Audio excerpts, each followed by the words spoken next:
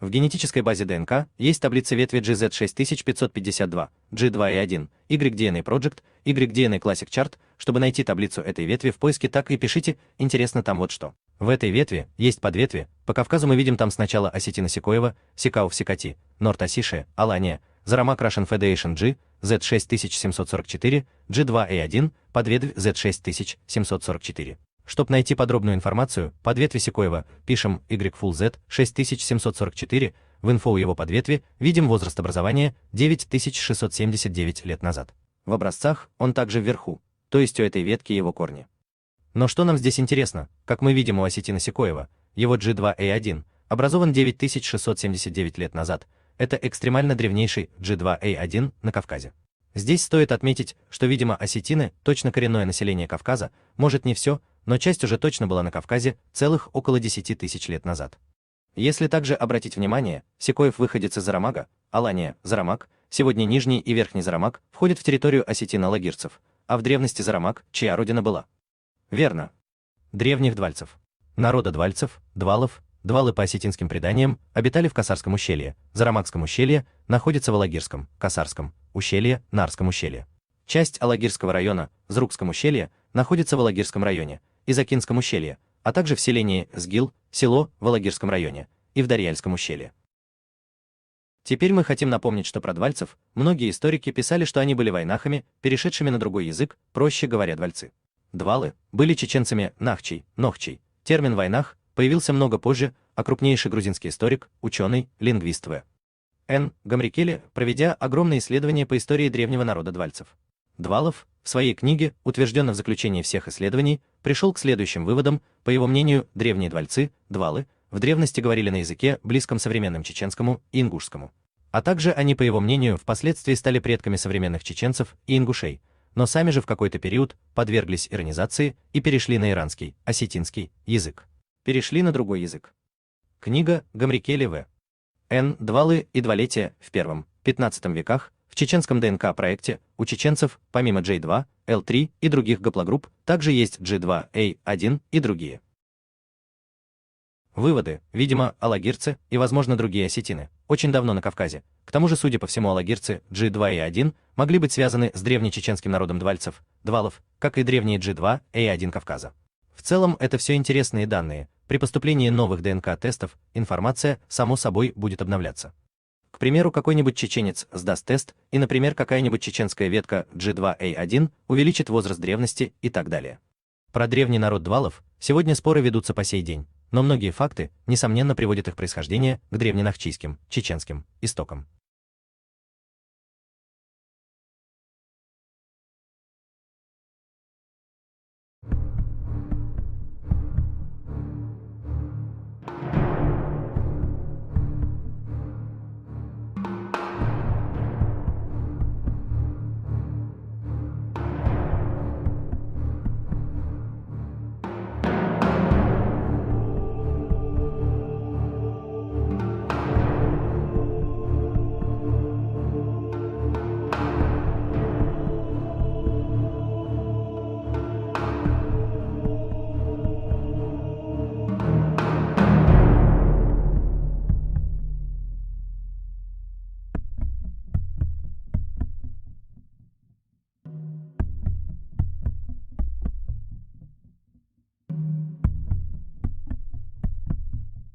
Абаев опубликовал работу, которая называется так: «Осетино-вайнахские лексические параллели».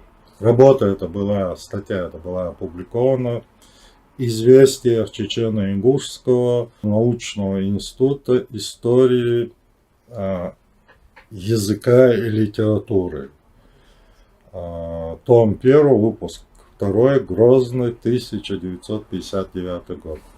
И в этой своей работе Абаев отмечает, что в осетинском языке множество слов идут из общего для обоих языков, то есть иронского и дигорского, местного кавказского субстрата.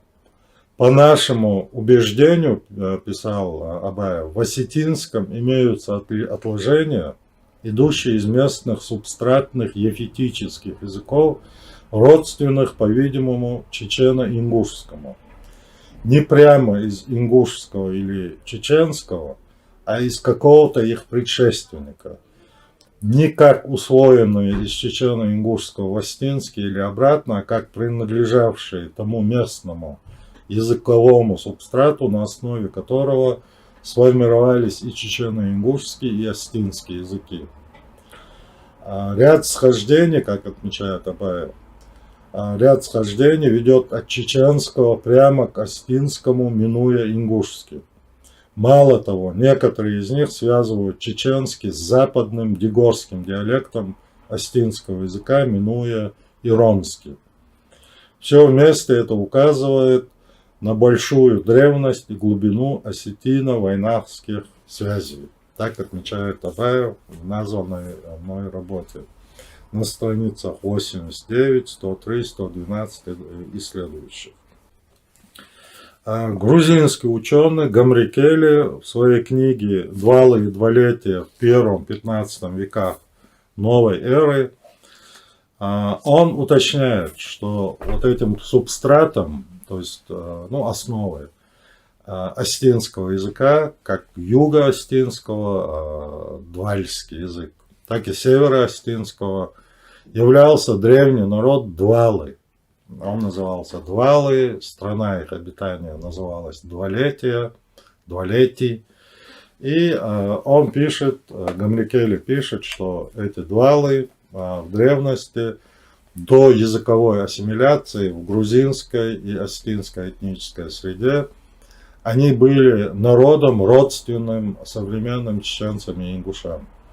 И именно вот эти двалы послужили субстратом, то есть основой, фундаментом формирования как юго-остинского этноса двалов или туалов, так и северо-остинского, иронцев и дегорцев. В частности, я зачитаю его мнение. Все эти данные, изложенные в книге, это уже резюме, завершение книги, итог. Все эти данные приводят нас к выводу, что древние двалы этнически были ближе всего к войнахским племенам. И далее он уточняет. Таким образом, двалы, будучи сначала обособленным иберо-кавказским племенем, ближе всего стояли к группе войнахских племен. Причем под войнахскими племенами следует разуметь не современный чечено-ингушский народ, а те этнические единицы иберо-кавказской природы, из которых позже сложилась войнахская народность. В целом, довольно интересны параллели проживания древнего нахчийского чеченского племени Двалов на территории Алагирцеев, а также что у Алагирцея из Зарамага было по ДНК обнаружено, что возраст образования его G2A1 около 10 тысяч лет назад, по всей видимости Алагирцеи как возможно и другие осетины. Но Алагирцеи, видимо, точно на Кавказе очень-очень давно и они коренное население.